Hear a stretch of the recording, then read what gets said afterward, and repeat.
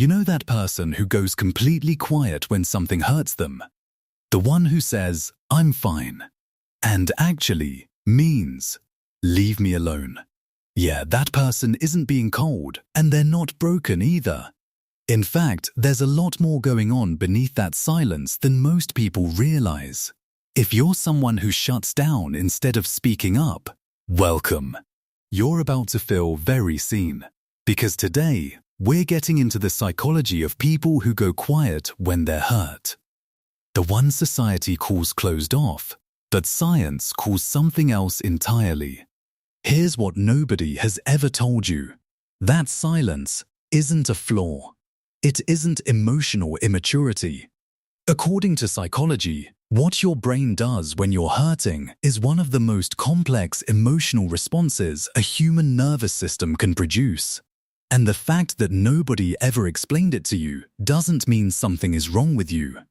It's quite the opposite. Most people simply don't have the language for it yet. Stay with me, because by the end of this, you're going to understand yourself in a way you never have before. Let's start with the thing everyone gets completely wrong about you. When you go quiet, people assume you made a decision, like you sat down, weighed your options, and thought, "I'll just shut them out." Like it's calculated, like it's a power move. But that's not what's happening inside you at all, is it?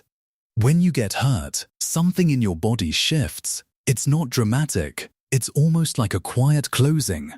Words become harder to reach. Your chest gets heavy. And the idea of opening your mouth and trying to explain something you haven't even fully processed yourself feels genuinely impossible. That's not you being difficult. That's your nervous system doing exactly what it was designed to do. There's a researcher named Dr. Peter Levine who has spent decades studying what stress actually does to the body. And what he found is that the freeze response is just as hardwired as fight or flight. It's not weakness, and it's not avoidance either. When emotional pain feels too big to process in real time, your brain pulls the emergency brake. It slows everything down to protect you. And here's something that blew my mind when I first came across it. There's a region in your brain responsible for producing language. And researchers have found that it actually goes quieter during emotional flooding. So when someone is standing in front of you saying, "Just talk to me, just tell me what's wrong," and you're standing there with nothing coming out, that's not stubbornness. Your brain has literally made words harder to access because it's doing something more urgent, keeping you together. You're not shutting people out, you're holding yourself in. And there's a massive difference. But here's where it gets even more interesting. Because this didn't start recently. You weren't born like this. No one is. Babies scream. Toddlers cry on the floor in the middle of a grocery store without a single thought about whether it's appropriate.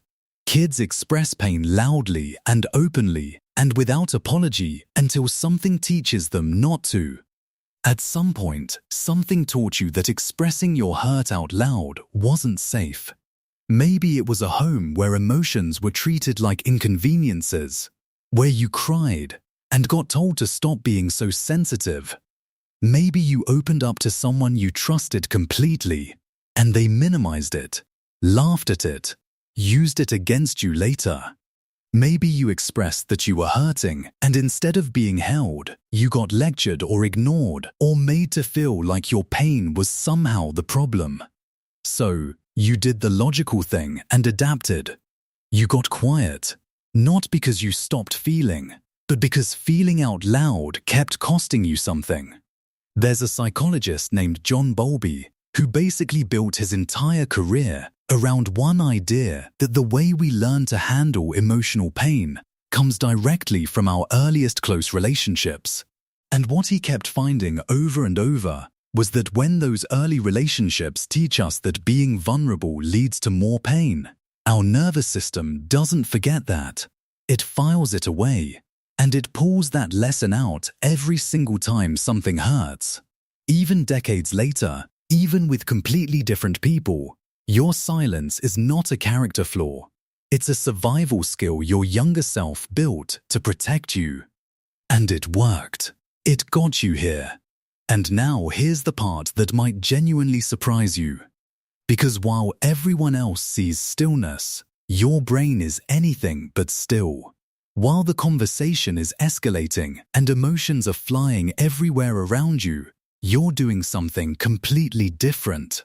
You're processing deeply, rapidly, and with a level of thoroughness that most people never apply to their emotional lives. Researchers actually looked at what happens in the brains of people who go quiet under stress. And what they found is that the regions tied to self-reflection, memory, and thinking through future outcomes are significantly more active than average people. Your quiet might actually be one of the most mentally busy states a person can be in. What's actually happening inside that silence sounds something like this. Did I contribute to this? Have I felt this before? What is this actually about? What do I want to happen next? If I say something right now, will it come out right, or will it make everything worse? You're not avoiding the problem. You're stress testing every angle of it before you say a single word. Because for you, speaking before you truly understand what you feel carries real risk. So you wait until you have something worth saying. Most people see still water and assume nothing is happening beneath the surface. But you know better than anyone that still water runs deep. Now, here's something about you that almost nobody recognizes, and honestly, it says a lot about who you are. Part of your silence is protecting the people you love. If you're really honest with yourself, you already know this is true. You go quiet partly because you know yourself. You know what lives at the bottom of that silence when the pain is fresh. And you know that if you open your mouth before you've processed it, what comes out won't be a conversation. It'll be something that can't be taken back. So, you hold it. You wait. Not to punish anyone, but because you care enough about the relationship to not blow it apart in a moment of unfiltered pain. There's a concept in psychology called the window of tolerance. It's basically the emotional sweet spot where real communication is actually possible. When you're outside that window, flooded, raw, too deep in it, no real conversation can happen. No one can hear anything clearly, and nothing productive gets said. You already knew this intuitively, even if nobody ever gave it a name. That's why you wait. Your silence, as uncomfortable as it makes other people, is often the most protective thing you know how to do. You're not avoiding the conversation. You're waiting until you're actually capable of having it. There's a real difference between those two things, even if nobody around you can see it. But here's the painful irony. And this one stings a little.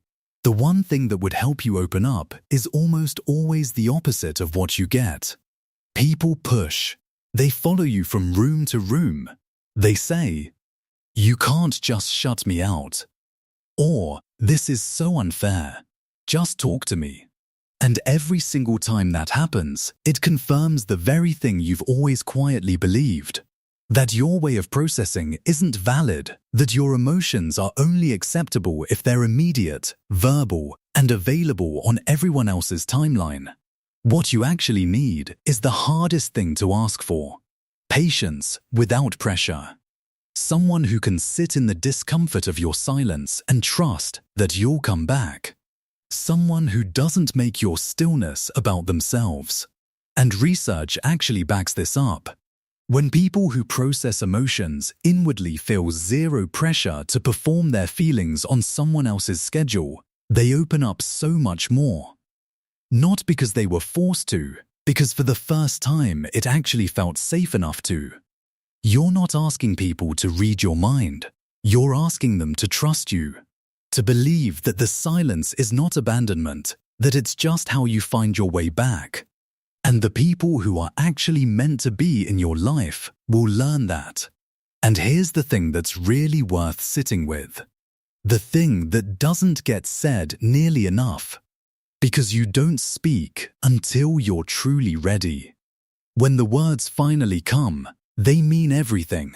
You've turned them over 100 times before they leave your mouth. You've checked them for accuracy, for fairness, for truth. You don't say things you don't mean. You don't weaponize your emotions to win an argument.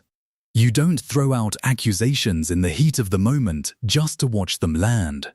When you finally tell someone how you feel, it's not a reaction, it's a conclusion. And that is genuinely rare. In a world where people say everything immediately and mean maybe half of it, you say less and mean all of it. The people in your life who have been patient enough to wait for you to speak know this about you. They know that when you say something matters, it actually matters. There's no performance, no noise, just the truth you took your time to find. That's not emotional unavailability. That's emotional integrity. And there's a difference. And when you put all of this together, something really important becomes clear. You go quiet when you're hurt because your nervous system is protecting you. Because you learned early that vulnerability had a price. Because your brain processes pain with a depth and a thoroughness that most people never reach. And because part of you is always quietly trying to protect the people you love, even from yourself. You are not cold. You are not manipulative. You are not broken, or difficult, or too much, or somehow not enough. You are someone who feels things deeply and completely, and takes the time to understand them before speaking. And in a world that rewards whoever reacts the fastest and the loudest, that quiet, careful, considered way of moving through pain will never stop being misunderstood by the wrong people. But the right people, they'll learn to sit in your silence without fear. They'll learn that your stillness is not distance, it's presence, the deepest, most considered kind. And one day, maybe not today, maybe not soon, you'll find it a little easier to let someone in before you figured everything out. Not because the silence was wrong, but because you finally feel safe enough to not need it quite so much. That's not a flaw you're fixing. Finally put words to the silence you've been carrying for so long. Then tell me, which part touched you the most? Which line made you feel understood in a way you rarely do? Drop it in the comments below. Maybe the part that spoke to you will become the exact words someone else has been needing to hear. I'll be right here, quietly waiting to read what resonated with you. Because your silence has always had something beautiful and deep to say. That's healing. And honestly, the fact that you're here trying to understand yourself better means it's already happening. If this felt like someone finally handed you the words for something you've been carrying a long time, subscribe. I'll see you in the next.